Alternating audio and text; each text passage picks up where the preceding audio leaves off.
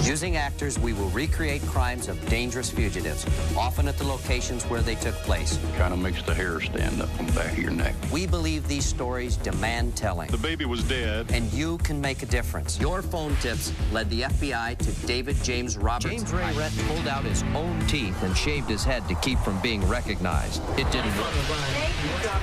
Close to 7. Good evening from San Francisco. Good evening from Central Illinois. 4 of America's Most Wanted have been captured this week and were in custody within 6 hours.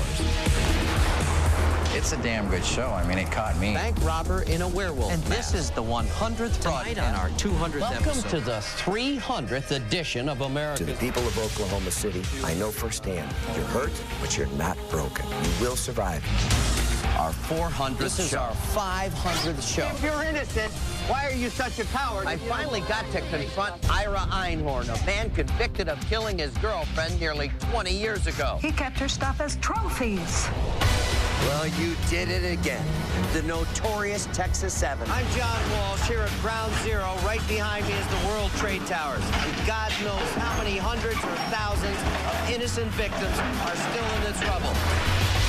Good evening from Dubai in the United Arab Emirates. Since the White House asked us to do our special on the world's 22 most wanted terrorists, Now, we continue with our 700th episode by Thanks to sharp-eyed viewers of America's Most Wanted, Elizabeth Smart is back at home where she belongs. As good as it can get, isn't it? It is as good as it gets. Welcome to our 800th program in the pandemonium of Hurricane Katrina. We've grown from a primetime experiment into a program that has a scope to reach around the globe. I've come to Mexico to see the bloody root of this problem for myself. Who are the real bad guys? The takedown of Paul Marriage. He's alleged to have murdered 4 innocent people on Thanksgiving Day. What power AMW has. 1,000 episodes. Hard for me to believe. Sometimes I feel like the luckiest guy on the planet. I've been given the chance to try and do some good in the world, and you gave me that chance. It's remarkable, and it's very humbling. You know, I look around this crime lab, and with all the technology that's been developed in the last 20 years, I have to say I think what we've done with America's Most Wanted, what you've done with your tips, is create a tool for law enforcement equal to anything in this lab. So, what better way to kick off our 1,000th episode than with your latest capture? John Lieberman has all the details.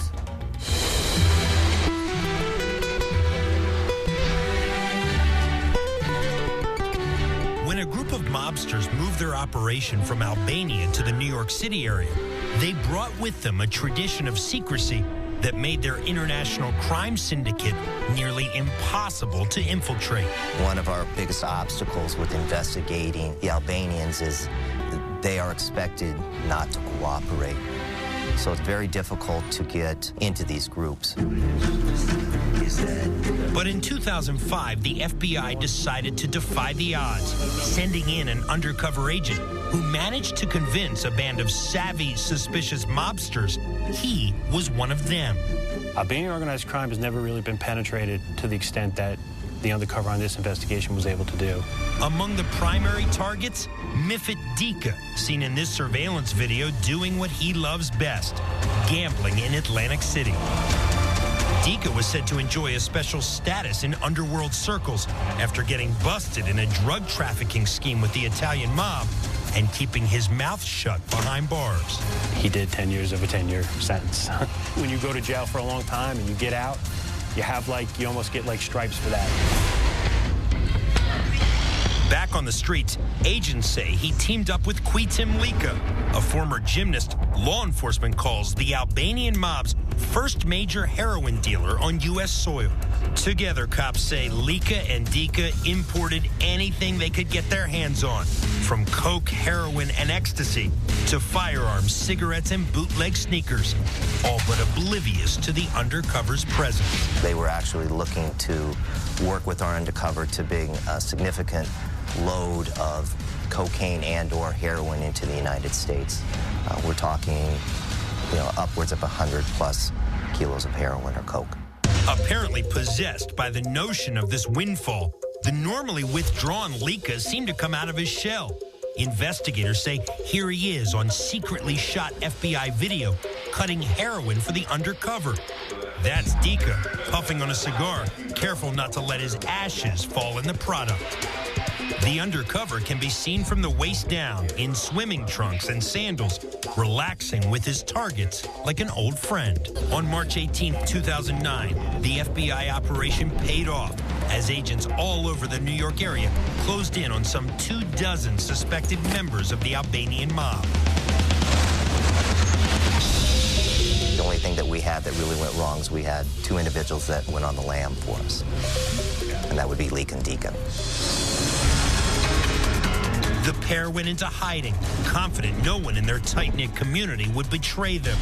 That possibility worried FBI agents who feared for their undercover's safety. Anytime you leave an undercover out there with people that are in the wind that know who got them, their life is in more danger than it should be.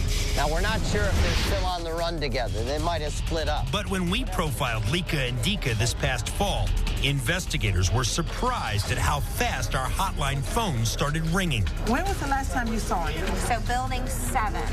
Tell me what he looked like. It's clear that the Albanian communities, the code of silence is starting to break down. We got several calls saying that Lika and Dika were in Toronto and planned to head back to Europe. But when they heard that AMW tipsters had dropped a dime on them, everything changed. Now, they knew their secret lives were no secret at all. They weren't going out.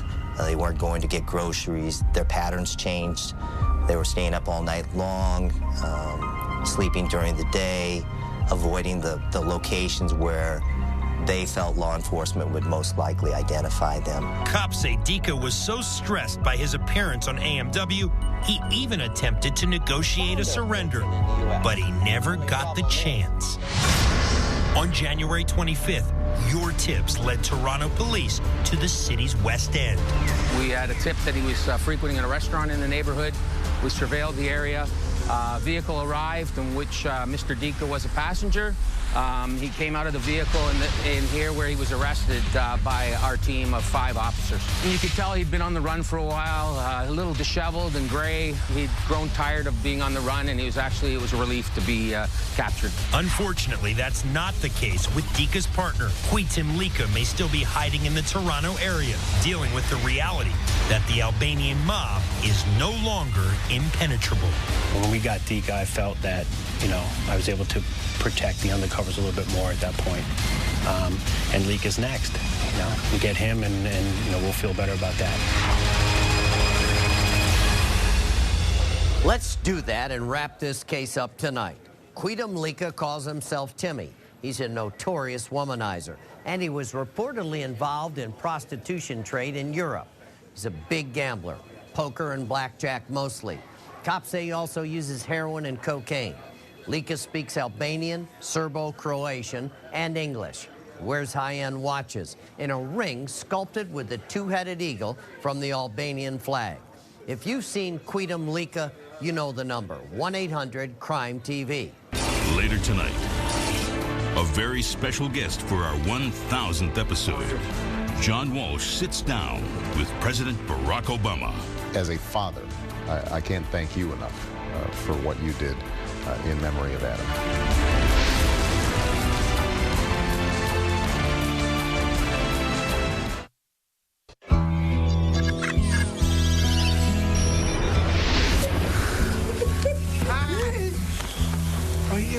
A miracle has happened, and you did it. We're just overcome with the joy of getting our daughter back.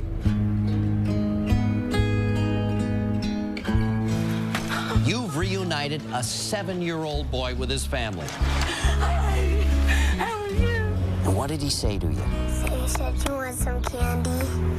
Some candy? And what did you say? Yes. Ooh. Mistake, huh? What did you think was happening to you? Getting kidnapped. When we saw her, we started crying, hugging her baby. Just wanted to take my eyes off of him. Every minute I've spent with him since we reunited, I treasure.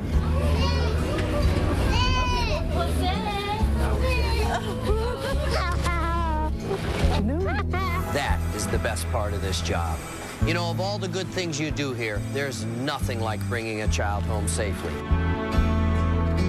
There were lots of times that I thought that we would never be meeting in these circumstances. It is a miracle. The Lord has sent her back to us, and America's Most Wanted helped save Elizabeth. We just got a locate on her, so she's safe. This is just incredible. I can't say thank you enough. We got a miracle tonight.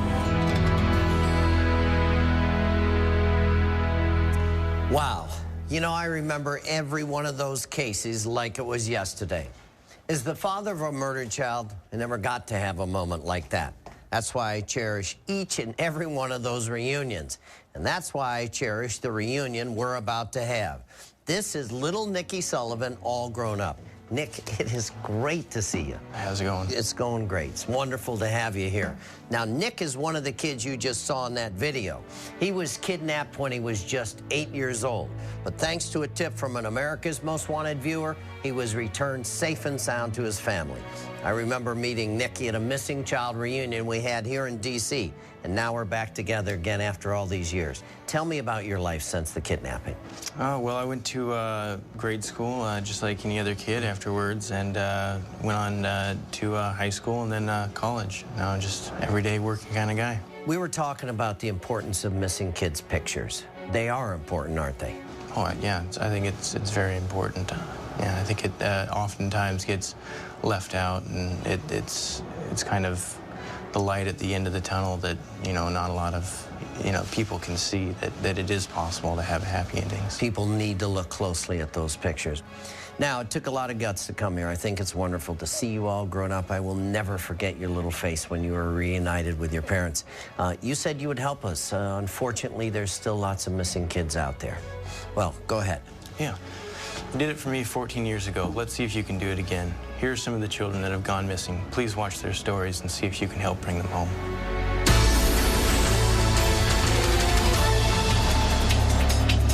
This surveillance footage shows Lester Hobbs and his wife Tanya shopping at a Lawton, Oklahoma Walmart on January 24th. By all appearances, the couple seems happy, walking hand in hand.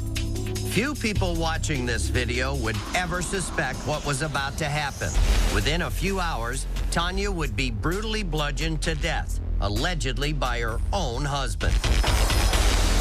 Tanya's relatives found her bloody body in Hobbs's RV, but there was no sign of Hobbs or of Tanya's daughter, 7-year-old Asia Johnson.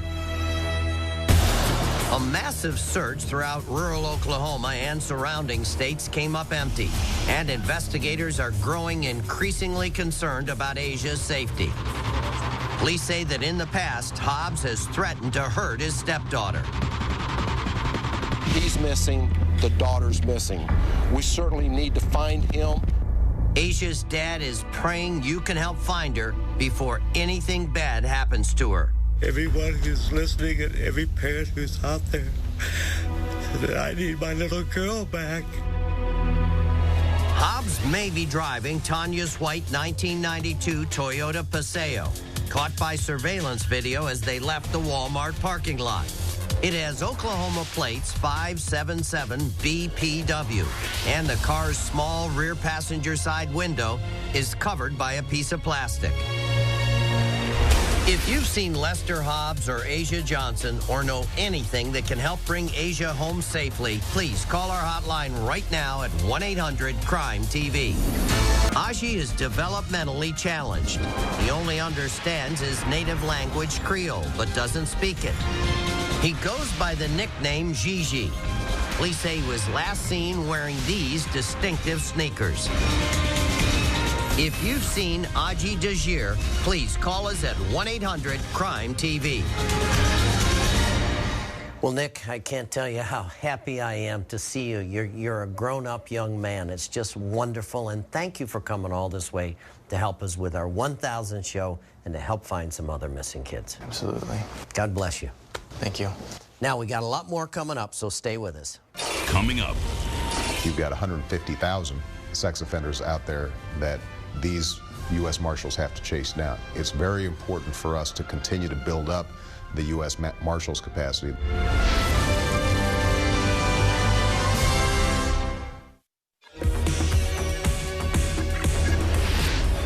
I have some good news. What? They caught Jesse. I know that he didn't think he was ever going to get caught. Every Saturday, I watch America's Most Wanted at 9 o'clock. Why? To see if I'm going to be on there or not. Somebody call Johnny Cochran. Did you know that we're on America's Most Wanted? Yeah, one of my favorite programs. Well, it's finally over. The suspected railroad killer has turned himself in. But first, we begin with another capture. This one some 20 years in the making. Celaya was charged with terrorist acts in the 70s and was able to hide her identity as a housewife in the 90s. Why do you think you're here? Well, because I was on America's Most Wanted, I'd imagine. That'll do it for you. You really can't get far on that program. It's not the sort of thing that'll take you straight to the top, if you know what I'm saying. Where have you been? On vacation. Are you guilty? Nah, I'm innocent like everybody else. It was close to being a perfect crime. I'm not proud of this. This is not a great thing to do, to become a fugitive, to run away, to lose your family, to lose contact with every single person you've ever known and loved. This show can work in some strange and mysterious ways, but lots of people come forward, lots of things get done, and bad guys are off the street. By the way, did you know that you were on America's Most Wanted? No comment. There was 5 episodes. Did you see any of them? Love you, Mom.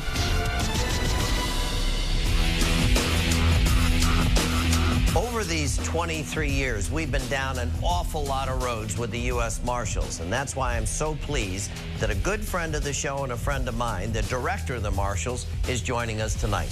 John Clark, great to see you. John, it's great to be here. Congratulations on 1,000 shows. What a great milestone. Well, thank you. And over the years, we've been able to take 21 guys off your 15 most wanted list. And I will never forget the first guy, Mark Austin Goodman. He'd escaped from 6 jails. He was in jail in Florida. The show is on. 27-year-old Mark Goodman is an armed robber. Watching the show, tried to turn the channel. Every time we tried to turn it, he'd turn it back, like he didn't want nobody to look at it. The prisoners turned him in. They put the cuffs on him. Somehow he escaped during the show, and the Marshals took him down for the 7th and last time.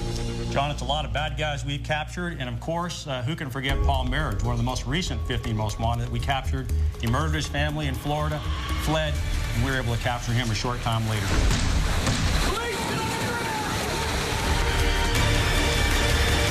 It's a tough case, but you guys nailed him. Now, that's just one of many over the years. That's right. Through the years, we've been able to help capture about 600 of the individuals profiled here on the show. We're very proud of that. It's been a phenomenal partnership, and I know you got a new guy to put on the list tonight. Yes, we do. I understand he's been profiled before, so we're hopeful tonight the viewers will come through and make this number 22 for us. Let's hope that partnership works. Now, let's take this guy off that list tonight. He's a guy who's already spent a lot of time in prisons, but as Tom Morris tells us, not in the way that you might think. The guards who keep America's violent felons locked down have to be tough. Any slip could end in injury, death, or escape. 6'3", 270-pound James Turner was one of those men dedicated to keeping some of Texas's worst criminals behind bars. For 18 years, James worked as a corrections officer near Houston, a man with one foot in a dark, cold world, and the other firmly planted in family life with his loving wife, Keitha. James Turner married into an evangelical Christian family, a family completely devoted to ministry, education, and helping those in need. His in-laws, the Reverend Dr. Gene and Betty Jo Frank, founded the Church of Living Waters here in Rosenberg, Texas, 30 years ago. Here at the church, people loved him and accepted him, but I don't think that he was very close to anybody that I knew of.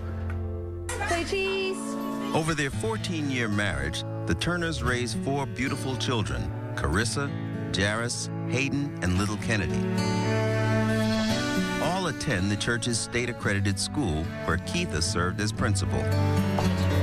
By outward appearances, the Turners seemed happy and loving. But beneath the surface, the marriage was unraveling because of Turner's paranoid behavior. This is Keitha's desk, and this is where she would sit. And right in here is a back room. And this is where he would come and he would hide and spy on her, listen to her. But that's not the worst. Turner's oldest daughter told me that her father also physically abused their mother, and that he went out of his way to make his family fear him.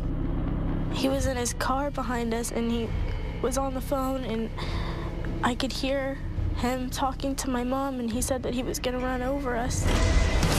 On December 26, 2009, Keitha finally decided that she and her children were not going to live with fear and violence anymore. While James was at work, she and the kids quickly packed up and moved into her parents' house. Her friend Jennifer helped her move. She had this resolution, she had this peace that it was going to be okay, that she'd finally was going to get a fresh start, that her kids were going to be okay. But the peace was short-lived. That same night when everybody was in bed, this house exploded into chaos. This is the bedroom where the first assault took place with Keitha, the mother of the children.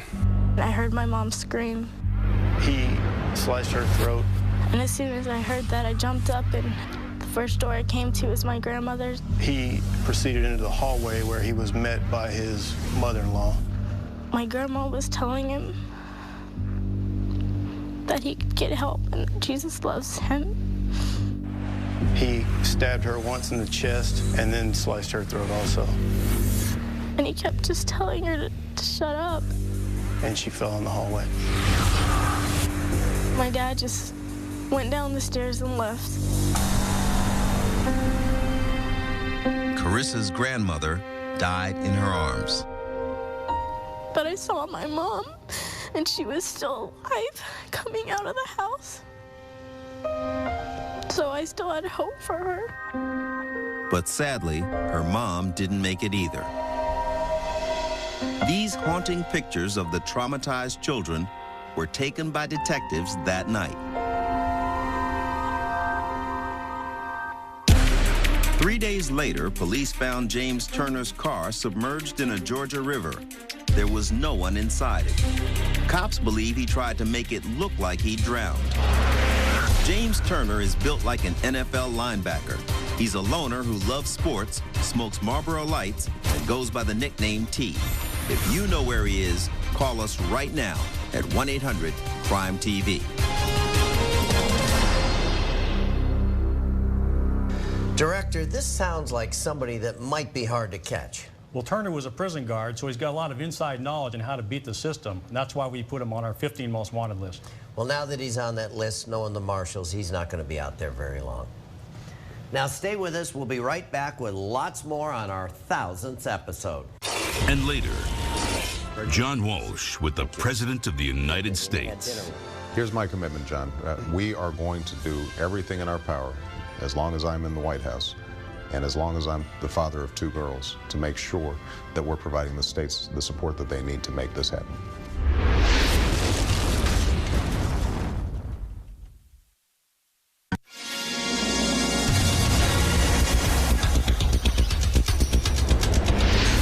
Hello, I'm Robert Mueller, Director of the FBI. And on behalf of the FBI, I want to congratulate John Walsh and America's Most Wanted on reaching the remarkable milestone of 1,000 episodes. Very few television shows have aired for so long, and fewer still have provided such a worthy public service. Vigilant citizens play a crucial role in helping law enforcement agencies bring criminals to justice. The FBI understands this from the success of our Top 10 Fugitives program, which celebrates its 60th anniversary this year. Likewise, for over 2 decades, America's Most Wanted has enlisted the help of its viewers to take more than 1,100 dangerous criminals off the streets, including 17 who were FBI Top 10 fugitives. 2 years ago, the FBI was honored when America's Most Wanted helped us celebrate our 100th anniversary. Today, we are pleased to join you in celebrating your outstanding achievements. Congratulations to everyone at America's Most Wanted. Thank you for your hard work and your dedication, and best wishes for continued success in your next 1,000 shows. I really want to thank Director Mueller for all those very kind words. But for all the fugitives we've taken off the FBI's top 10 list, there's one guy we've never been able to grab. I saved him for last tonight because this is the one I want the most. For those of you who've seen us go after Alexis Flores before, you know why I want him so bad. For the rest of you, when you hear this story, you'll understand.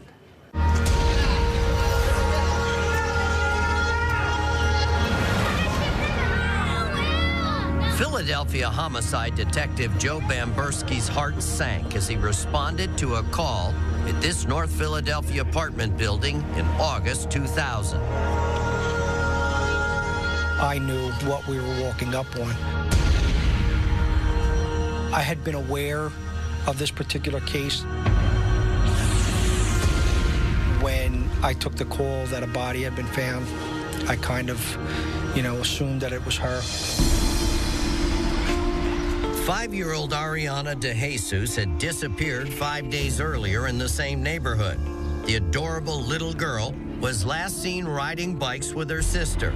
In a moment, she was gone. We saw her bike tilted to the side. And I started looking and looking and looking. Anybody see my daughter? I ran to the store. I knocked on the doors. I didn't even say I love you. I didn't even kiss her. It just went like that. Police and neighbors had searched day and night as Moda held out hope. But then Detective Bamberski got the call that sent him to this building. I don't think there's anything or any emotion that describes the way that she was found. Little Ariana had been raped, strangled, and wrapped in a trash bag, hidden under rolls of carpeting. Just left as a piece of garbage. Detective Bamberski got a break when he learned the killer had left his DNA at the crime scene.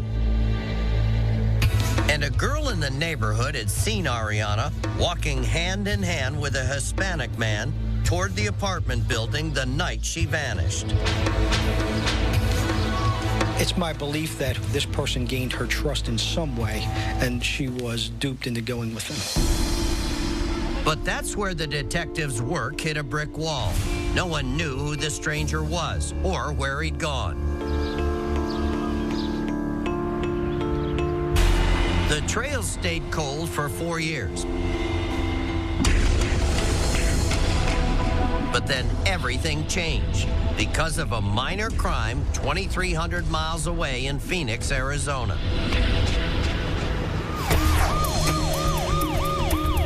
Cops there were called to an apartment complex to investigate a noise complaint. The man who answered the door handed Officer Julie Smith some suspicious IDs.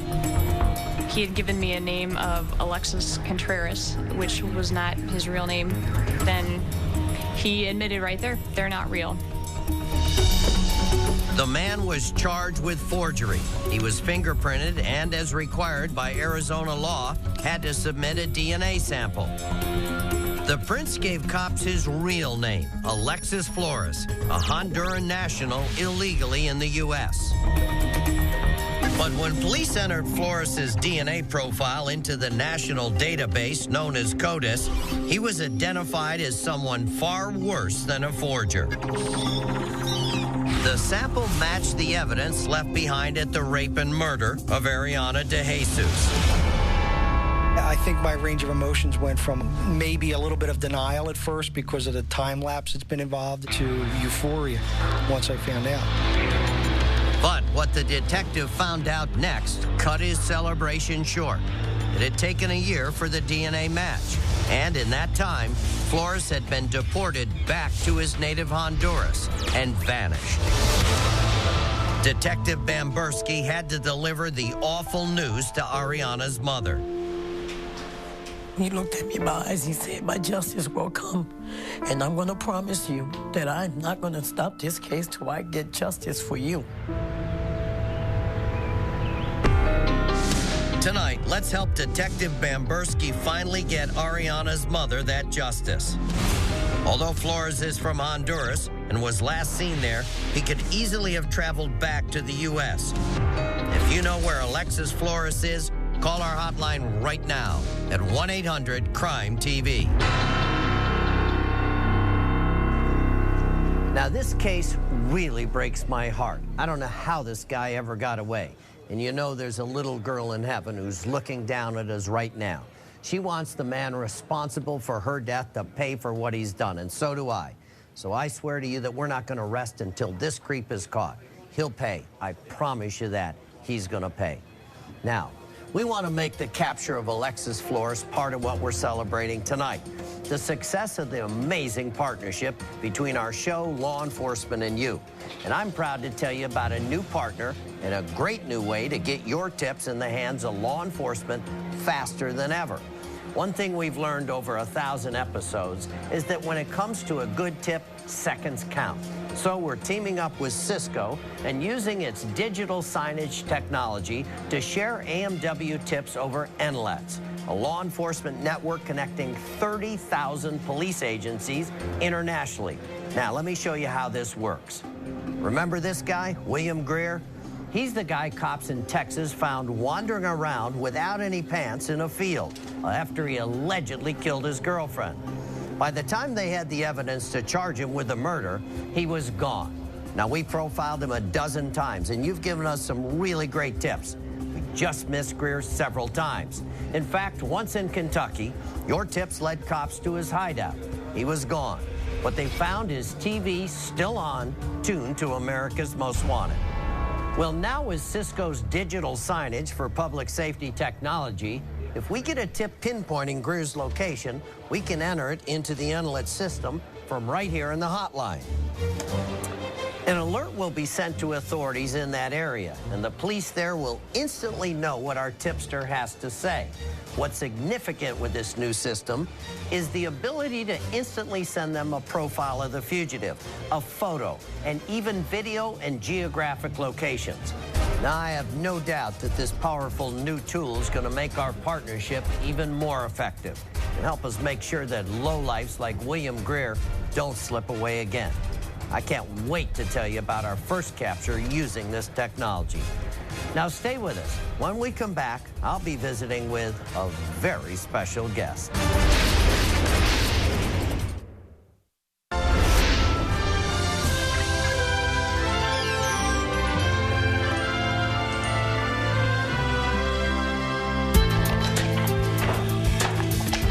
John, how are you? Mr. President. Great to see you. Great to see you Thank you so much again. for being here. Not your first visit to the White House, and I'm sure not your last.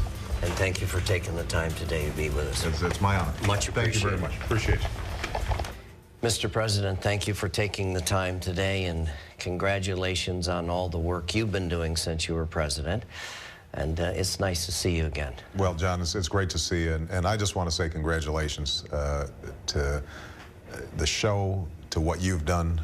When you think about not just 1,000 shows, but more importantly, over 1,000 lives who've been positively affected because of what you've done, and probably even more because of the people who've been apprehended, taking them off the streets. It's a remarkable record, and I think all of America greatly appreciates what you guys have done.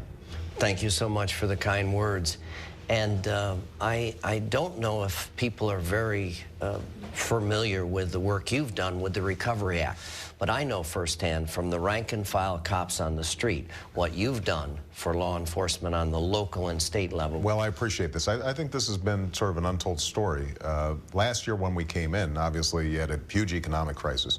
One of the things we were most worried about was how would this affect law enforcement?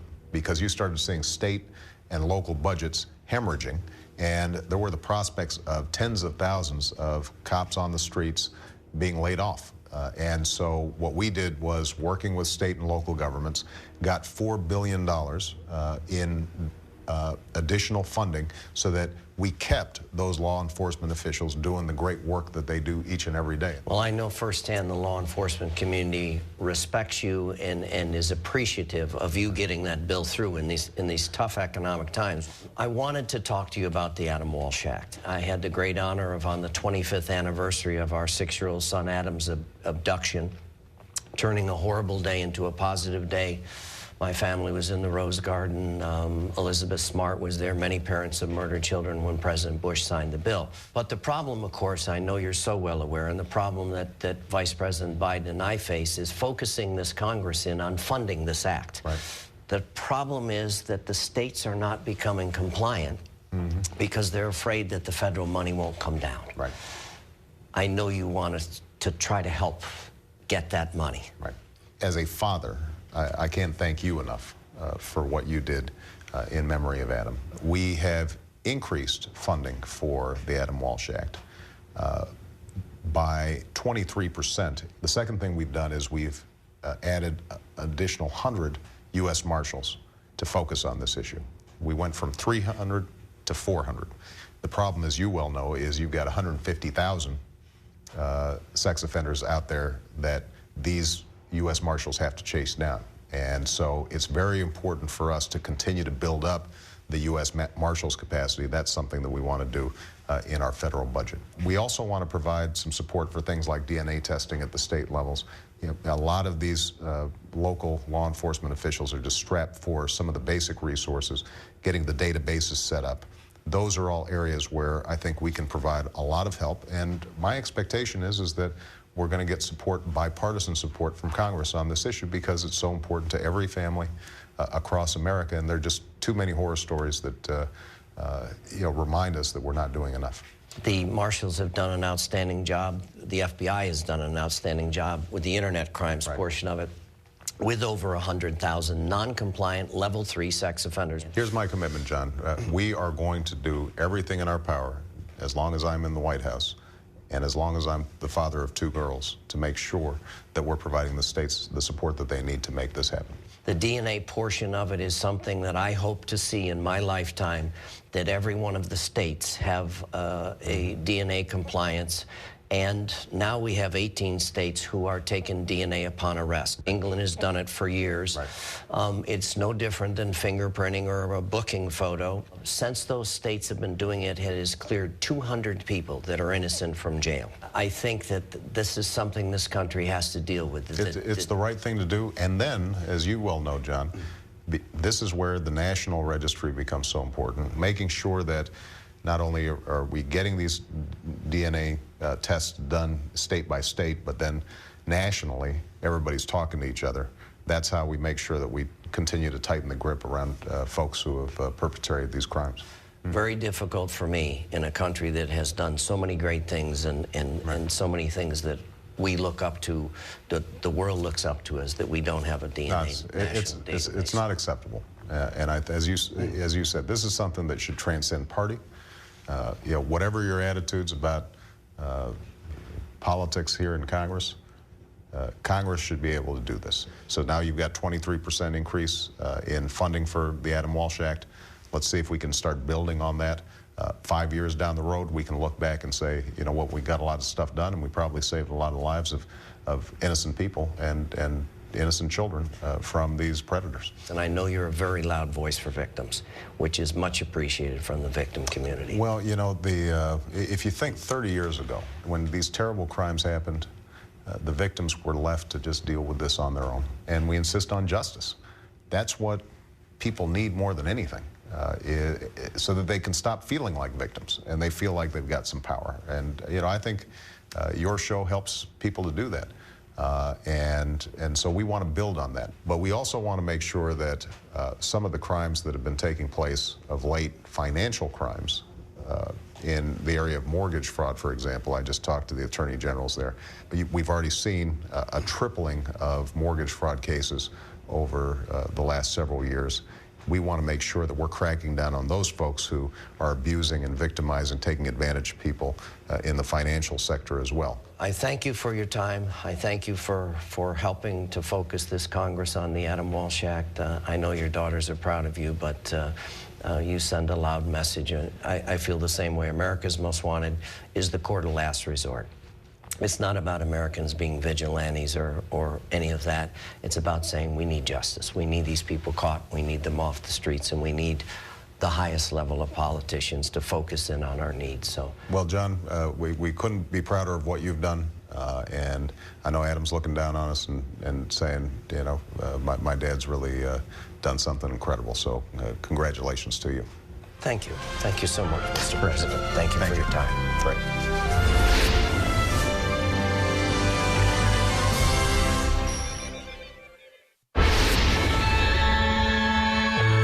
Responders know that each call they respond to could be life-threatening. Our second weekly AMW All-Star finalist, Officer Anthony DePonzio of the Rochester, New York Police Department, learned that when he responded to a call for backup. I responded to the corner of Dayton and Bauman Street. It's a common area for drug sales. I showed up and there was 5 people on the street, 4 adults and 1 14-year-old.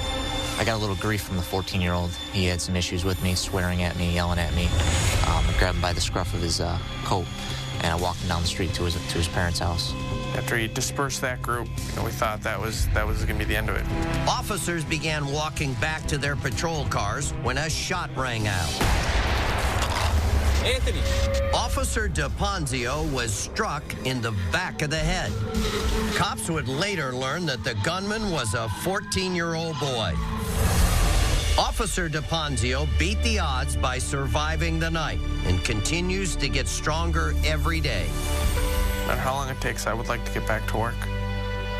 That is my ultimate goal. Officer DePonzio's courage and determination has earned him your votes to become a finalist in our All-Star contest. Voting for our next finalist closes tomorrow at midnight Eastern Time. Log on to AMW.com to nominate and vote for your favorite All-Star. In May, you'll decide which of our 8 finalists becomes the 2010 AMW All-Star Grand Prize winner. I'll meet the winner at the NASCAR Sprint Cup Series All-Star Challenge in Charlotte, North Carolina. Vote now and make sure your hero gets the recognition an All-Star deserves. So now let's start our next 1,000 shows. And let's just keep doing what we do best. I show you the bad guys, you turn them in. Case closed. Thanks for watching tonight. And let me say for the 1,000th time, you can make a difference. And you do.